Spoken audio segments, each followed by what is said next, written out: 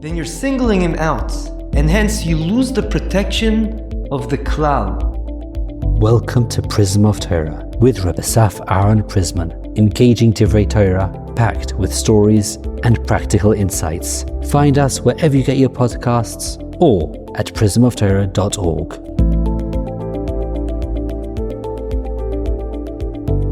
Shalom Uvrocha. In this week's Parsha, Parshas Bamidbar, it's very interesting that the Parsha starts with the counting of Bnei Israel. And if you look at the Pasuk, it sounds like the people were counted. However, both Rashi and the Ramban emphasize, each in their own way, why it's not what meets the eye. We're not talking about literally counting the people.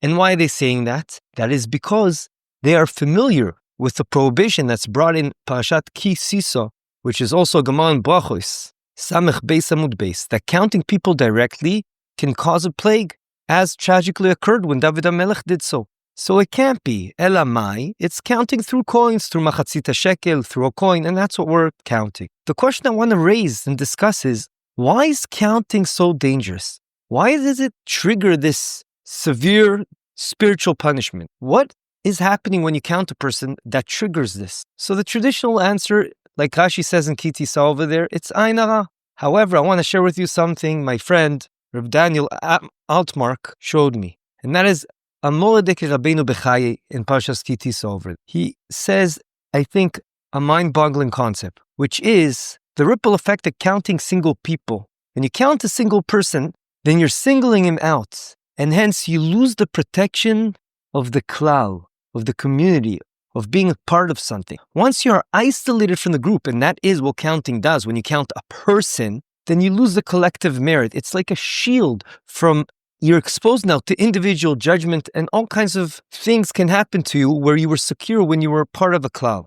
I want to suggest that actually both answers, they share the same roots. Being singled out triggers all these things, but also Ain Hara does the same thing, because when someone looks at someone and says, wow, I can't believe he has so many kids. Wow, what a house. I cannot believe he has so much money.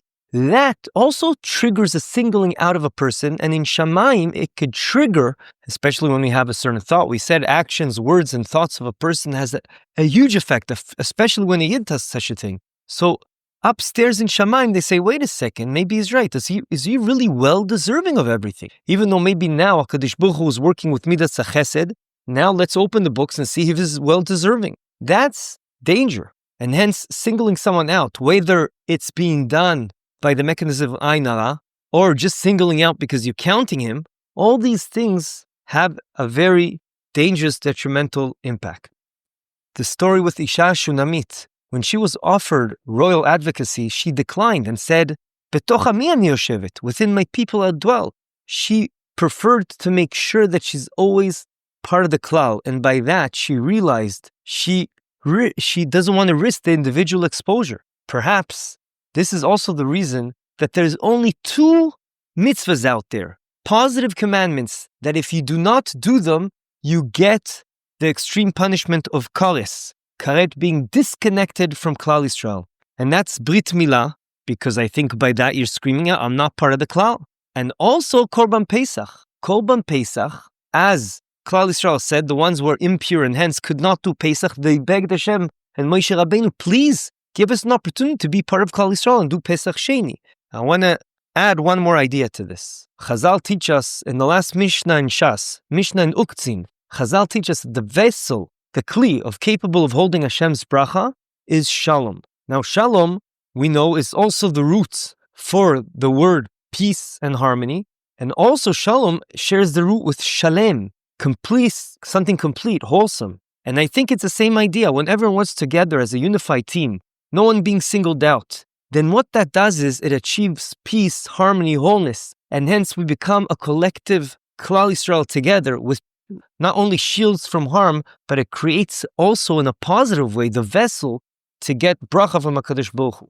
Perhaps this is one of the reasons this parsha is timed to be right before Shavuos. We know that when we're working towards being ready, being a vessel to get the Torah, the prerequisite was to be ke'ish echad belev echad, all united together to as a prerequisite to be ready for Kabbalas Torah. Before I end with a true story, something I actually saw and I want to share with you. I want to say that this idea is enrooted so strongly in Yiddishkeit, in Judaism, that there's a lot of practical halachic takeaways, such as you ensure not to count people, and hence when you want to make sure you have 10 for a minyan, the minhag it's brought down is to say a pasuk that has 10 words in it, Hoshia es amecha, etc. So too, when we say a lot of prayers, we ensure we say them in the plural sense to ensure we're part of everyone. That way we have more of a chance to being answered. Example for that is Tfilas Haderech. Tatzileinu mikaf kol oyev, etc. Tatzileinu, save us, the plural us. And so too, when we daven for someone we care about and we want them to get healthy, then we say at the end that is part of all the sick people in Klal Yisrael. Besoich shar chulei Yisrael. I want to end off with a story. It's more of an experience I went and something and an observation. Back in the day, many years ago, when I was a captain of the basketball team, and every year there was an annual Red Serachek tournament in YU, in Yeshiva University, where many high school yeshivas came, and they played. It was a tournament for 3-4 days. And I saw there was one team that was average, but they had this one unbelievable player. And you could see that everything about their game was that it was all planned out for this one player called Moti, who indeed averaged a lot of points per game, like 30 points per game. Every scout was watching him. If he's going to go to YU, where is he going to go? Can he make it at the NCAA? However, what was fascinating, I could see it, and I think I wasn't the only one, that the more his team focused on making him shine, the worse they actually played. You would get double teamed, or triple team.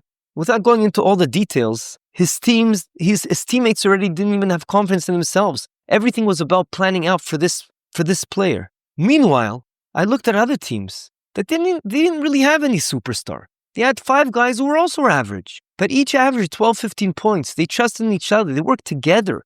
There was a harmony that was actually fun to see. And at the end of the day, they were the ones that did better because they worked together. This is a true observation I had. You see from this story, which is an incredible mashal, to understand the strength of being nobody special, but rather being part of something big. Have a good chance. This concludes another episode of the Prism of Torah.